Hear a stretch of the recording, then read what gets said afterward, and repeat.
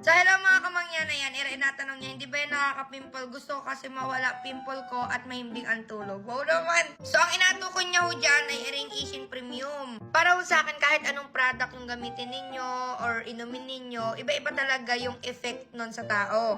Hala, pwedeng umeffect agad dun sa isa, pwedeng sa'yo hindi, pwedeng umeffect sa'yo, sa iba hindi. Hindi yun sa isang try mo lamang talaga, andyan agad yung effect, kita mo na agad. So, ayun, kailangan mo talaga mag-take ng risk. Pero, share up.